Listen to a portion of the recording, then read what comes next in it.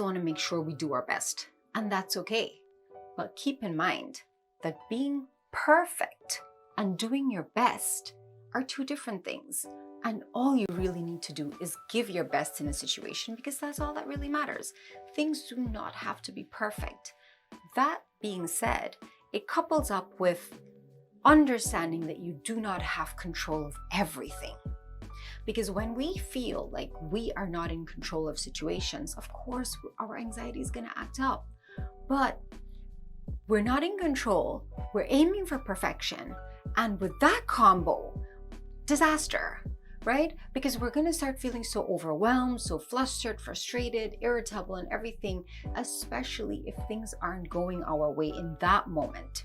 So once we understand that we're just going to give our best and our best is enough, we're not going to try to be perfectionists, and understand that we do not have control over everything, then that acceptance and that understanding can lead us to feel less triggered in situations. Welcome humor. Remember that saying, laughter is the best medicine? It absolutely is. Now, everyone's humor will be absolutely different, to each his own. But find things that make you laugh, find things that distract you, find things that, even if it's not a hearty laugh, even if it's just a smile, a smirk, or you just chuckle to yourself, welcome humor. Those things will really decrease your anxiety levels. It distracts you, and it also helps you with your stress in that moment. Trying to manage our negative thoughts. I did mention that with anxiety, stress, and other mental health issues, we tend to feel overly negative, and we feel like some of these thoughts are intrusive, and we tend to overthink. Now, we are expecting the worst, especially when you're anxious. Everything just goes to worst case scenario. But hold on, take a step back. I agree with you. There is a worst case scenario. But if things can go wrong, can they not also go right?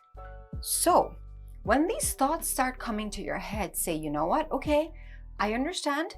These are all the possibilities of things that can go wrong, but let me also analyze all the ways in which it can go right, all the ways in which it can work out, and not necessarily go towards a negative end. So finding that way to be a little bit balanced and more realistic and a little bit positive can help you in that moment, and especially when it comes to those overthinking negative thoughts. And of course, talk to someone, whether it be a close friend, a family member, a teacher, a mentor, someone from your community, or a professional. If you've tried talking to other people and it doesn't seem to help much, then please, by all means, go to a specialist, go to a doctor, go to a professional. They will sit with you, they will listen to what you have to say, analyze all your signs and symptoms, your triggers, your stressors, and they will help you with coping mechanisms and tools and ways and things that you can do to help with your anxiety. Of course, there is another key aspect to this, and that is understanding that sometimes with mental health disorders, you need to be treated in terms of medication. I know that's super iffy, and I know a lot of people are like, oh, I want to fix this without medication. I don't want to go down that route, and I prefer to avoid that at all costs. Completely understandable, because there's so many negative things about it out there, and we're not aware of the benefits or what it can help us do.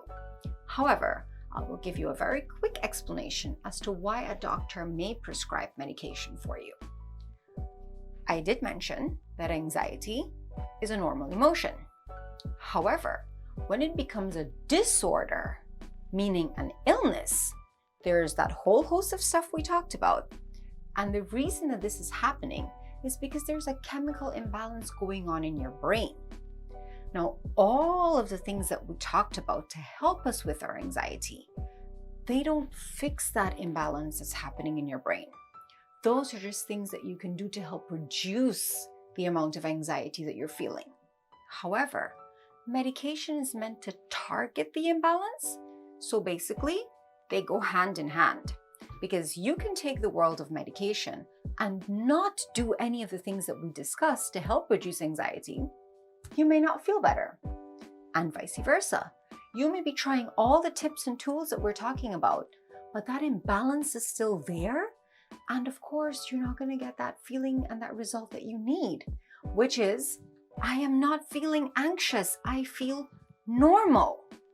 So if you do go see a professional and they do bring this up to you, please be a little bit open-minded, because getting better is a partnership between maybe needing the medication and you doing your part. So don't just write that off. And with that, I hope that this has been helpful to you in some way, and that you have learned what anxiety looks like, what it feels like, and not to forget that if you have been visiting doctors and you cannot come up with a medical explanation for why you're feeling the things you are, please remember it could be that you're experiencing anxiety, and that's why all of this is happening. Remember to pay close attention to your children. They may also be experiencing these things. And of course, do not be afraid to seek out help. We are trying to remove that stigma attached with getting help, and we are trying to normalize talking about mental health issues and making people understand that it's okay if you experience this, because having an anxiety disorder does not make you abnormal. And until next time, guys, take care.